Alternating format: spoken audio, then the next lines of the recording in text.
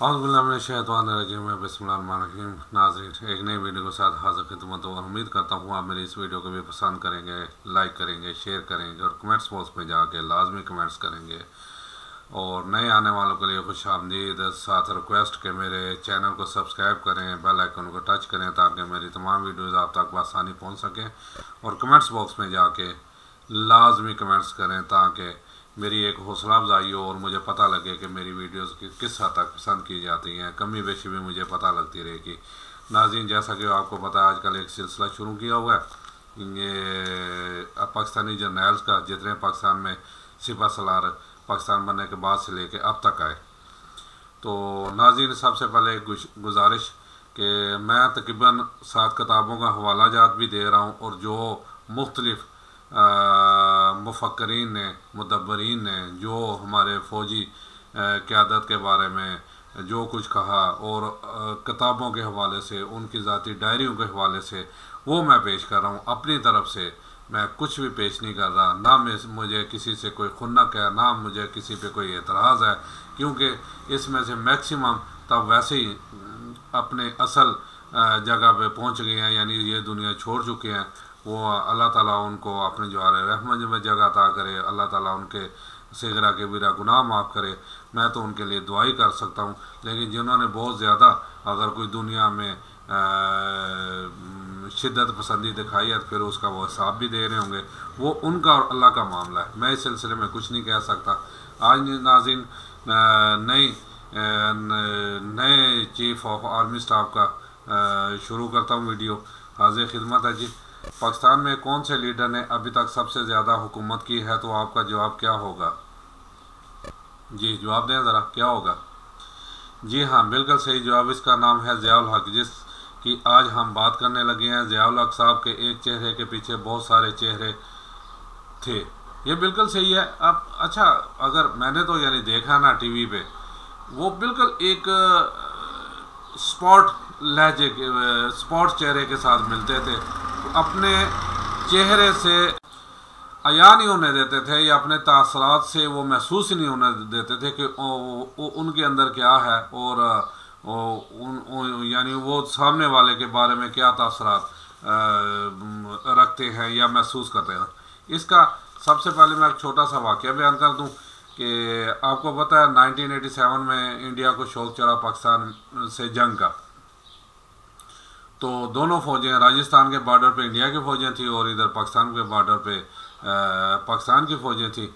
और बकौल बहराम नाम, जो उस वक्त राजीव गांधी के खुसूसी मशीर थे, उन्होंने कई दफ़ा ये ज़िक्र भी किया और अपने गालबन शान हयात में उन्होंने लिखा भी कि एक तरफ तो ये हालात थे और दूसरी तरफ इंडिया और पाकिस्तान के दरमियान जयपुर टेस्ट था।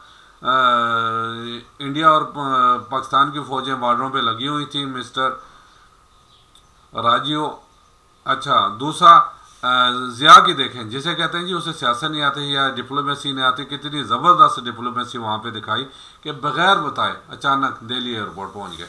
जब ये राजीव को पता लगा तो वो नहीं मिलना चाहते थे। फिर उनके मशीरों ने उन्होंने कहा जी सारे ज़ाहिर है यहाँ मीडिया इस टाइम सारा इंटरनेशनल है, वो आपको मुर्द इल्ज़ाम ठहराएगा तो मिले उन्हें। बादल नवाज़ था, वो गए, ज़िया से मिले और बड़े सर्द मोरी से चेहरा दूसरी तरफ करके यही बहराम नाम और अपने कुछ जो उनके साथ पार्टी के लीडर थे उन्हें कहा जी इन्हें जयपुर टेस्ट ले जाएँ, ये टेस्ट बोर्ड देखना है। अब ज़िया साहब यानी एक बेइज्जती थी, एक सदर थे पाकिस्तान की, उन्होंने बिल्कुल बेइज्जती महसूस नहीं, चेहरे पे तासुरात कोई गुस्से वाले नहीं। कोई और होता तो वो पता नहीं क्या कुछ कर जाता। अब ज़िया साहब जो है ना, जाते जाते राजीव साहब को क्या कह रहे हैं? मिस्टर राजीव, आप पाकिस्तान पर हमला करना चाहते हैं, आप ज़रूर कीजिए, लेकिन इससे पहले एक बात याद रखिएगा, इस हमले के बाद दुनिया हलाकू खां और चंगेज़ खां को भूल जाइएगा। याद रखिए, यह बहराम नाम कई दफ़ा इसका जिक्र कर चुके हैं और सिर्फ राजीव गांधी और ज़िया उल हक को याद रखेगी, क्योंकि ये कोई छोटी मोटी रवायती जंग नहीं होगी, बल्कि ये एक न्यूक्लियर वार होगी और हो सकता है इस जंग के बाद पूरा पाकिस्तान तबाह हो जाए। मगर इसके बावजूद दुनिया में मुसलमान बाकी नहीं रहेंगे, लेकिन बचेगा इंडिया भी नहीं, यानी भारत भी नीस्तो नाबूद हो जाएगा। लेकिन एक बात याद रखा मिस्टर राजीव, इस जंग के बाद दुनिया में एक भी हिंदू नहीं बच पाएगा। बकौल बहरमनाम जनरल ज़िया की आंखों में इतनी सख्ती थी और चेहरा पूरा जम था कि वो मुझे उस वक्त दुनिया के ख़तरनाक तरीन शख्स दिखाई दिए। ये उसकी राजीव गांधी के ये सुनकर राजीव गांधी के पेशानी पर पसीना आ गया। मेरी रीढ़ की हड्डी में एक अजीब सी सनसनी फैल गई। जनरल ज़िया ने यह फिक्र नहायत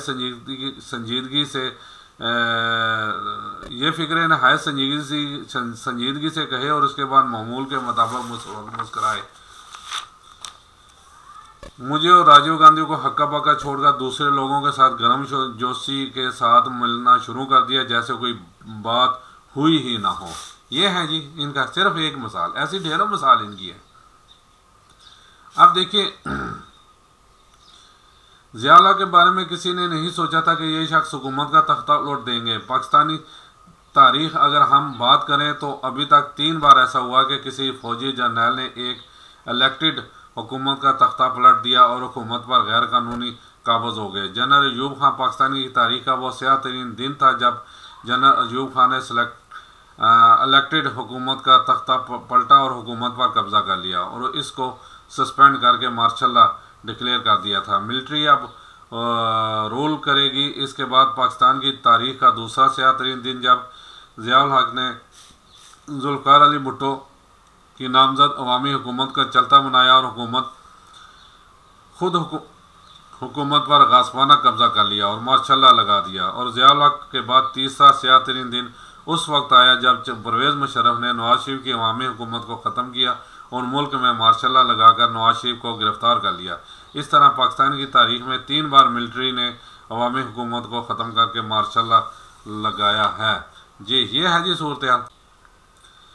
जनरल ज़िया 12 अगस्त 1924 को ब्रिटिश इंडिया के सूबा जलंधर में एक पंजाबी घराने में पैदा हुए। उनके वालिद का नाम मोहम्मद अकबर था जो आर्मी GHQ ब्रिटिश इंडिया में एक स्टाफ क्लर्क थे। दूसरी जंग अजीम के दौरान हिंदुस्तानी फौज की एक यूनिट बर्मा पहुंची। जब फौजी दस्ता कश्तियों के जरिए साहिल की तरफ बढ़ रहा था तो जालंधर से तलक रखने वाला एक नौजवान फौजी अफसर समुद्र में गिर गया।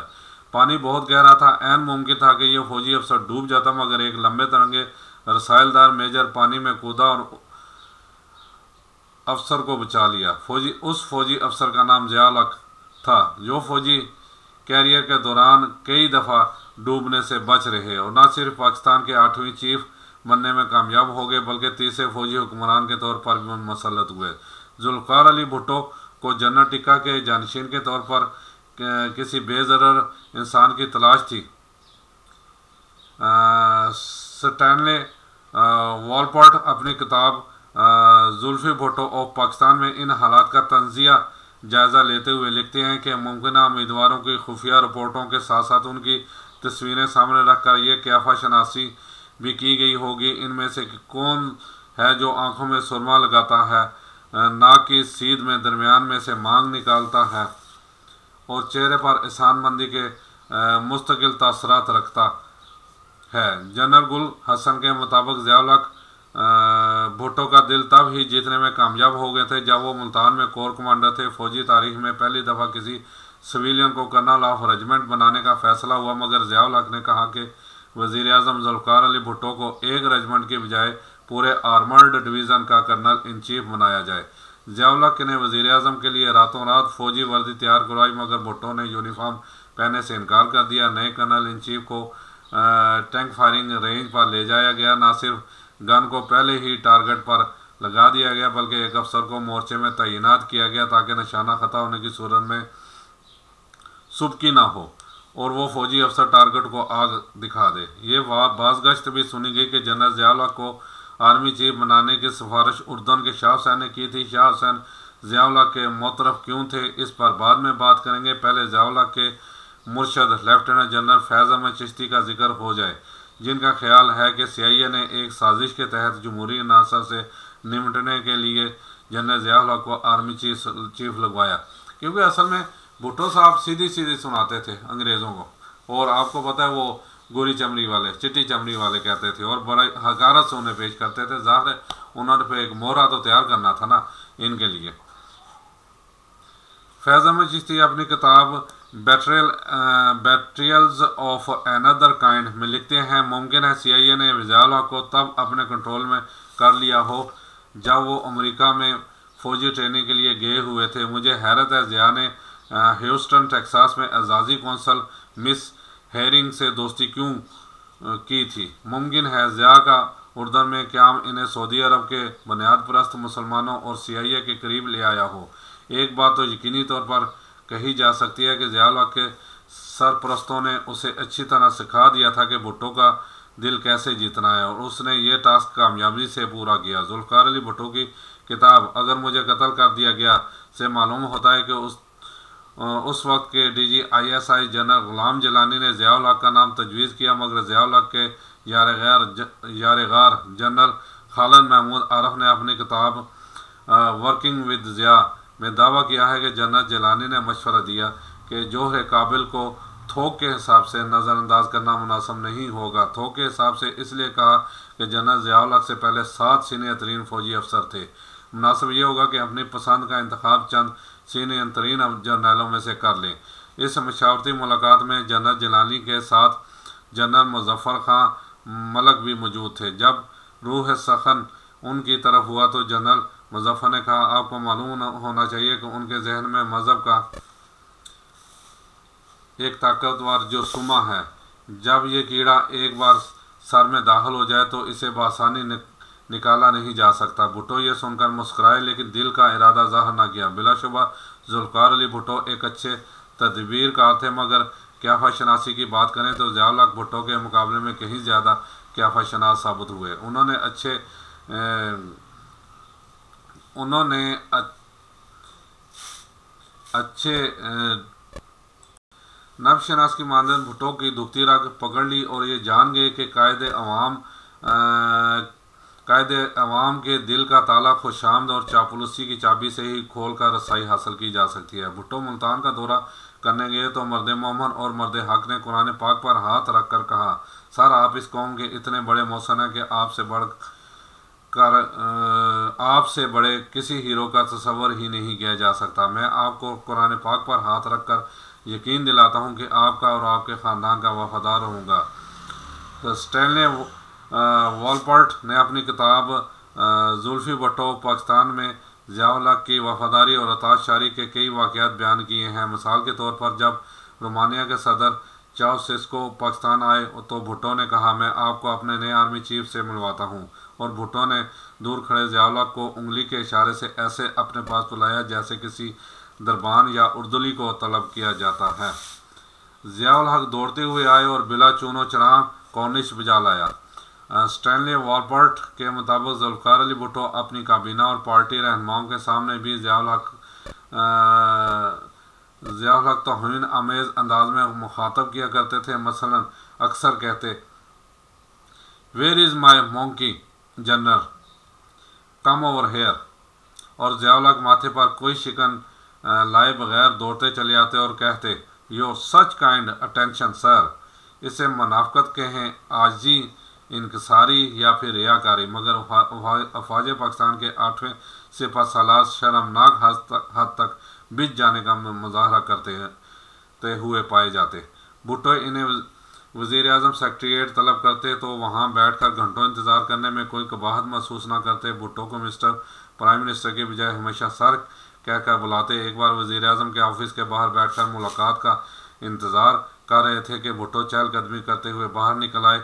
भुट्टो को अपनी तरफ आता देखकर ज़िया उल हक ने सिगरेट अपनी खाकी पैंट की जेब में डाल लिया। भुट्टो करीब आए और पैंट जलते हुए देखकर मुस्कुरा कर कहने लगे, general you are burning Pakistan army. Zia ul Haq फौजी अफसर होने के बावजूद किसी नज़्म ज़ब्त के पाबंद न थे। जनरल फैज़ अली चिश्ती साहब GHQ में मिलिट्री सेक्रेटरी थे और फौजी अफसरों की प्रमोशन बोर्ड का इजलास होना था तो मालूम हुआ कोर कमांडर मुल्तान ज़िया उल हक ने अपने मातहत काम करने वाले फौजी अफसरों की ACRs 2 साल से नहीं लिखी। जनरल फैज़ अली चिश्ती अपनी किताब बैट्रियल्स ऑफ अनदर काइंड में इस गैर जिम्मेदारी का तज़किरा करते हुए बताते हैं, जब ख़त लिखने और टेलीफोन करने के बावजूद काम न बना तो ज़िया उल हक को रावलपिंडी बुलवा कर रोज़ाना की बुनियाद पर एसीआर्स लिखवाई गई। जनरल फैज़ अली चिश्ती ने अपनी इस किताब में ये इंकशाफ भी किया है कि आर्मी चीफ बनने के बाद ज़िया उल हक GH को आते तो उन्होंने गार्ड ऑफ ऑनर देने वाले सिपाहियों में घड़ियाँ तकसीम की। जनरल चिश्ती के ख्याल में सती शोहरत हासिल करना और दूसरों को करप्शन की तरफ मायल करना ज़िया उल हक का महबूब मशगला था। जनरल ज़िया उल हक के अजीब व गरीब मशागल से मुतल्लिक़ एक दिलचस्प वाक़या मेजर जनरल वजाहत हुसैन ने अपनी किताब मेमोरीज ऑफ सोल्जर्स में बयान की है। जब 6th आर्मर्ड डिवीज़न में एक नए ब्रिगेड का इजाफा करने का फैसला किया गया तो उसकी कमान ज़िया उल हक को देने का फैसला हुआ, जो बतौर ब्रिगेडियर मुल्तान में तैनात थे। ज़िया उल हक ने सामान मुल्तान से खानिया मुंतकिल करने के लिए 3-4 फौजी ट्रक मांगे, जो दे दिए गए, मगर उन्होंने मज़ीद कई ट्रकों का मुतालबा किया गया तो मेजर जनरल वजाहत हुसैन ने पूछा कि इतने ट्रक क्या करोगे, क्या लाद कर ला रहे हो। ज़िया उल हक ने कहा, मैंने मुल्तान में मुर्गियाँ पा रखी हैं, इन्हें मुंतकिल करने के लिए मज़ीद 10-12 ट्रक दरकार हैं। जनरल ज़िया उल हक का एक भयानक जुर्म फ़लस्तीनियों के ख़िलाफ़ फ़ज़ाई ऑपरेशन की क़यादत करना है, जिसमें हज़ारों फ़लस्तीनी मारे गए। ये वाक़या कई फ़ौजी अफसरों ने अपनी किताबों में बयान किया है। मेजर जनरल वजाहत हुसैन बताते हैं कि इस संगीन गलती के इर्तिकाब पर ज़िया उल हक को फ़ौज से निकालने की सिफारिश भी की गई। हुकूमत पाकिस्तान ने शाह हुसैन की ख्वाहिश पर अफवाज पाकिस्तान का एक एडवाइजरी मिशन उर्दन भेजा, जिसका मकसद उर्दन की फ़ौज को तरबीती अमूर से मुतल्लिक़ रहनुमाई हासिल करना था। तय ये हुआ था कि पाक फ़ौज किसी मुहिमजोई का हिस्सा नहीं बनेगी, मगर ब्रिगेडियर ज़िया उल हक ने शाह हुसैन का दिल जीतने के लिए PLO और यासर अरफात के ख़िलाफ़ फ़ज़ाई हमलों की क़यादत की। इस पर फ़ौजी मिशन के सरबराह मेजर जनरल नवाजिश ने ब्रिगेडियर ज़िया उल हक को पाकिस्तान वापस भेज दिया, बल्कि इसके कोर्ट मार्शल की सिफारिश करते हुए लिखा कि यह शख्स फ़ौज के लिए मौजू नहीं। किसी गैबी इमदाद ने जनरल ज़िया उल हक को एक बार फिर डूबने से बचा लिया। मशरक़ी पाकिस्तान में जंग छिड़ गई। जनरल यहिया खां को रुखसत होना पड़ा और इस दौरान जनरल नवाजिश ओमान में दिल का दौरा पड़ने से इंतकाल कर गए। ताहम जनरल गुल हसन ने अपनी खुद नोश्त आखिरी कमांडर इन चीफ में दावा किया है कि ज़िया उल हक को उन्होंने कोर्ट मार्शल से बचाया। जनरल ज़िया उल हक की क़दामत पसंदाना पॉलिसियों के पाकिस्तानी माशरे पर असरात तो अपनी जगह, फ़ौज का इदारा भी इस कीड़े से महफूज ना रह सका, जिसकी निशानदेही जनरल मुज़फ़्फ़र खान मलक ने की थी। फ़ौज को यूनिटी, फेथ और डिसिप्लिन की बजाय ईमान, तकवा, जहाद फी सबीलिल्लाह का मोटो जनरल ज़िया उल हक के दौर में मिला। फ़ौजी प्रिंटिंग प्रेस के ज़रिए मौलाना मदूदी की तफ़हीमुल कुरान समेत कई मजहबी किताबें शाया करके फ़ौजी लाइब्रेरियों का हिस्सा बनाई गई। ज़िया उल हक अफ़गानिस्तान में अमेरिका प्रॉक्सी वार जब लड़ रहे थे तो भारत ने जारहाना इक़दाम करते हुए सियाचिन की कायद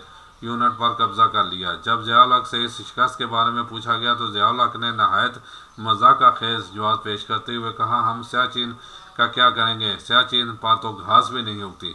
बतौर आर्मी चीफ ज़िया उल हक का सबसे बड़ा जुर्म और मुल्क को अफ़गान जंग में धकेलना और इस्लाम के नाम पर मुनाफ़क़त के कल्चर को फ़रोग़ देना है। ज़िया उल हक जो गैबी इमदाद के नतीजे में हर बार डूब जाने से बच जाया करते थे, 17 अगस्त 1988 को कोई गैबी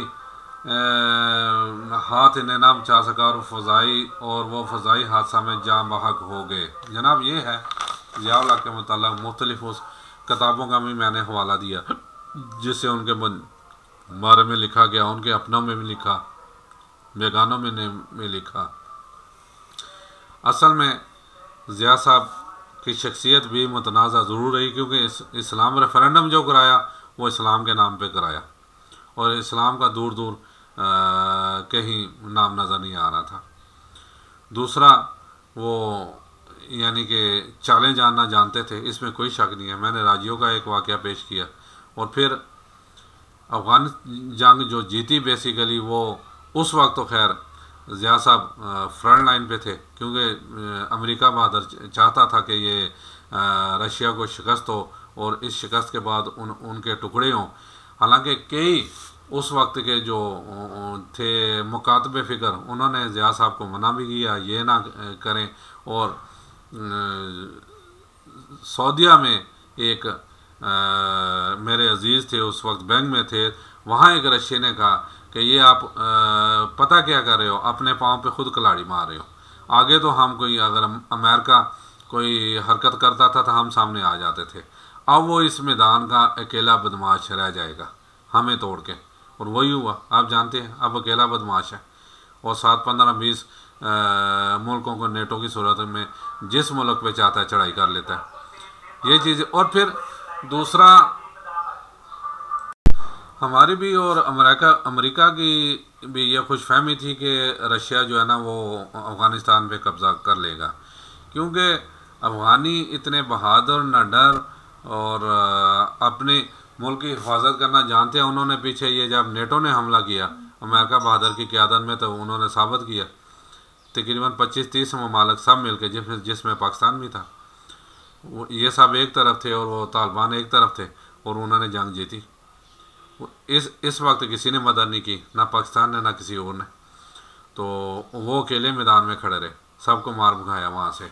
इसलिए ये बिल्कुल हमारी एक खाम ख्याली थी कि जी अगर हम जंग में ना कूदे तो रशिया ये कर लेगा, वो कुछ भी नहीं कर सकता। और इससे पहले भी रशिया ने ही 2 दफ़ा वहाँ हमला किया, इसराइल ने किया, अमेरिका ने किया अकेले आके, लेकिन वो सरजमीन फतह नहीं कर सके, वो सरजमीन आज़ाद ही रही। तो बहरहाल ये थी जी ज़िया साहब की, अल्लाह ताला जन्नतुल फिरदौस में जगह अता करें। मैं तो यही कहता हूँ, बल्कि जितने भी लोग पीछे फोत हो गए हैं, और इंशाल्लाह एक नई वीडियो के साथ हाजिर खिदमत होऊंगा। फिर उम्मीद करता हूँ आप इसमें मुझे कमेंट्स में ज़रूर जाके कमेंट्स करेंगे कि ये वीडियो आपको कैसी लगी। इजाज़त चाहता हूँ। अस्सलाम वालेकुम वरहमतुल्लाहि वबरकातुहू।